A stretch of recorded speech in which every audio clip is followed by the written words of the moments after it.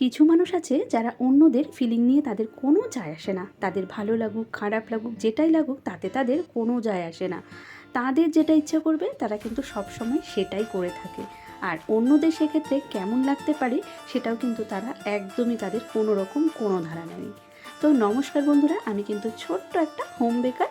বাড়িতেই বসে একটা কেক তৈরি করি আর সেটাই কিন্তু মাঝের মধ্যে সেল করি। তো খুব বেশি ডিজাইন বা খুব বেশি ডেকোরেশন আমি একদমই জানি না। তো যতটুকু পারি আমি কিন্তু সেটাই করার চেষ্টা করি আর সেই জিনিসগুলো কিন্তু তোমাদের সামনে নিয়ে আসি। তো আজকে কিন্তু আমার সঙ্গে কিছুদিন আগে এমন একটাই ঘটনা ঘটেছিল যেটাতে সত্যি আমার মন অনেক বেশি খারাপ ছিল। তো কয়েকজন এসেছিল আমার কাছে কেকের অর্ডার করতে। তো যেহেতু প্রথম আর খুব বেশি কিন্তু অর্ডার আমি নিই না যে আমি সেরকমভাবে অ্যাডভান্স নেব, তাই আমি কিন্তু তারা এসে আমার কাছে একটা বাটারস্কচ কেকের অর্ডার করেছিল আর সেটা ছিল 1.5 পাউন্ড কেকের। তো সেই মতো করে আমি কিন্তু অর্ডারটা নিয়েও নিয়েছিলাম আর এটাও কিন্তু ছিল একটা টিচার্স ডে উপলক্ষে কেকের অর্ডার। আর তো সেই মতো করে অর্ডারটাকে আমি একদম কনফার্ম করে ফেলি।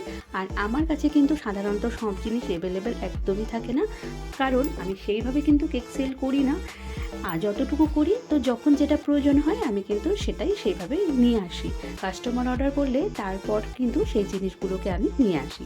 তো সেই মতো করে তার দেওয়া অর্ডারের উপরে কিন্তু আমি কিছুটা ইনভেস্ট করে যা যা প্রয়োজন আমি কিন্তু সব কিছু কিনে নিয়ে এসেছিলাম এবং সমস্ত কিছু রেডি করে ফেলেছি, শুধুমাত্র কেকটা বেক করার পালা। এমনকি আমি বেকও করতে যাব, সমস্ত কিছু যখন আমার রেডি হয়ে গেছে তার আগেই কিন্তু 3 দিন আগে কিন্তু কেকটাকে অর্ডার করে কনফার্ম করা হয়েছিল। তো আমি কিন্তু বারবার বলেছিলাম যে কেকটা কি একদমই কনফার্ম তো? তো সেক্ষেত্রে সে হ্যাঁই বলে দিয়েছিল। সে বলবো না, তারা 2-3 জন মিলে কিন্তু এসেছিল কেকটাকে অর্ডার করতে। তো সেরকম এটা ছিল একটা বাটারস্কচ 1.5 পাউন্ড কেকের অর্ডার যেহেতু, তো বাটারস্কচের যে ফ্লেভার সেটাও আমি আলাদা করে কিনে নিয়ে এসেছিলাম। নিয়ে এসে কিন্তু কেকটা যখন রেডি করতে যাব ঠিক মোমেন্টে কিন্তু তিনি চলে এসেছিল। আর এসেই কিন্তু আমাকে বলল যে দিদি কেকটা আমি নিতে পারবো না, একটু সমস্যার জন্য কেকটাকে ক্যান্সেল করতে হবে।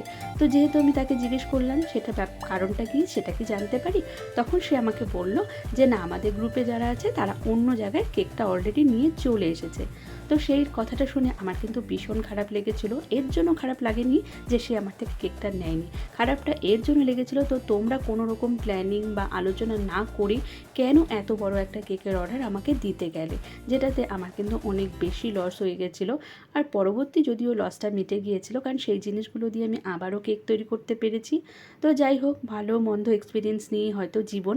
আর এই কেকটা কিন্তু সেই কেকটা একদমই নয়, এটা এই বছরের কেক। আর কথাটা যেটা আমি বললাম সেটা কিন্তু গত বছরেরই একটা কথা ছিল। তো যাই হোক, যাদের সঙ্গে এমনটা কখনো হয়েছে অবশ্যই কিন্তু কমেন্ট করে জানিও। আর ভিডিওটা ভালো লাগলে প্লিজ পাশে থেকো।